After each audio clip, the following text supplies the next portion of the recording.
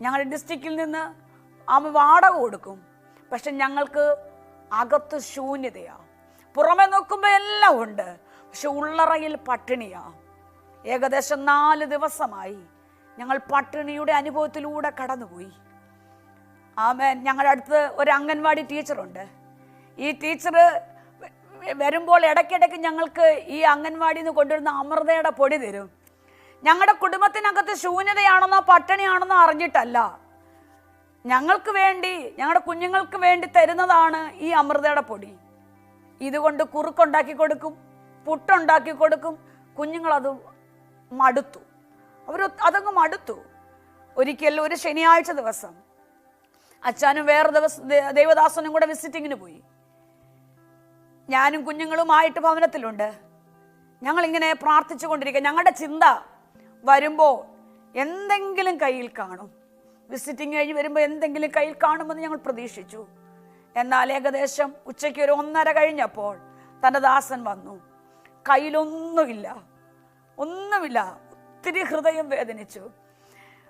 മാതാപിതാക്കൾ പട്ടിണി കിടന്നാലും കുഞ്ഞുങ്ങളെ പട്ടിണി കിടക്കാൻ ആഗ്രഹിക്കുന്നതല്ല. പ്രത്യേകിച്ച് ഒരു അമ്മ കഴിച്ചില്ലെങ്കിൽ, ഒരു അപ്പൻ കഴിച്ചില്ലെങ്കിലും മക്കളെ ആമൻ വയറ് നിറച്ചു കൊടുത്ത് അവരെ പോഷിപ്പിക്കുന്ന ഒരു അനുഭവമാണ് ഇവിടെ. ആമൻ ചില ദിവസങ്ങളായി പട്ടിണിയുടെ അനുഭവമാണ്. തൻ്റെ ദാസൻ കടന്നു വന്നു, വാവിട്ട് ഞങ്ങൾ കരഞ്ഞു.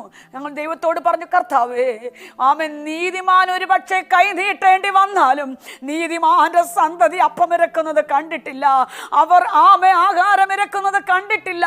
ഒരു പക്ഷെ ഞങ്ങൾ പട്ടിണി കിടക്കേണ്ട വന്നാലും ഞങ്ങളുടെ തലമുറ പട്ടിണി കിടക്കാൻ അനുവദിക്കരുതേ എന്ന് ദൈവസന്ധി വാവിട്ട് കരഞ്ഞു. ദൈവസന്ധി പ്രാർത്ഥിച്ചു. ഞങ്ങളിങ്ങനെ പ്രാർത്ഥിച്ചു കൊണ്ടിരിക്കുന്ന സമയം ഞങ്ങളുടെ വാതിൽക്ക് വന്ന് മുട്ടുക. ഞങ്ങൾ വാതിൽ തുറന്ന് നോക്കുമ്പോൾ ഞങ്ങൾ പാർക്കുന്ന വീടിൻ്റെ തൊട്ട് ഓപ്പോസിറ്റ് വീട്ടിലെ ആൻറ്റിയാണ്. ആ ആൻറ്റിയുടെ ഭർത്താവ് മക്കളെല്ലാം സൗദിയിലാണ്. Praise the Lord. ആമേൻ. അവർ വന്നു, വാതിൽ മുട്ടി.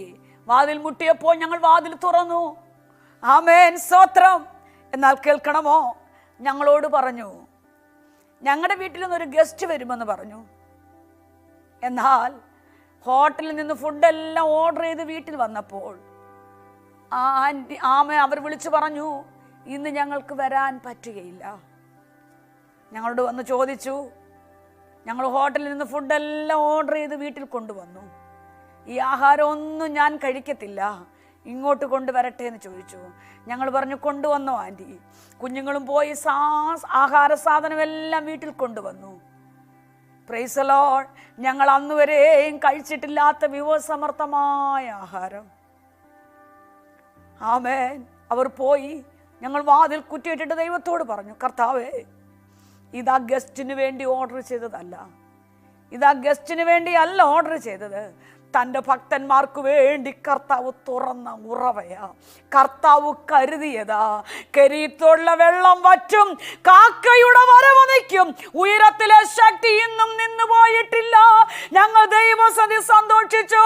ഇതാ ഗസ്റ്റിന് വേണ്ടി ഓർഡർ ചെയ്തതല്ല. എന്നെ കേൾക്കാൻ ദൈവ പൈതലേ, ആമേൻ, നിനക്ക് വേണ്ടി മുന്നമേ കരുതുന്ന ഒരു കർത്താവുണ്ട്.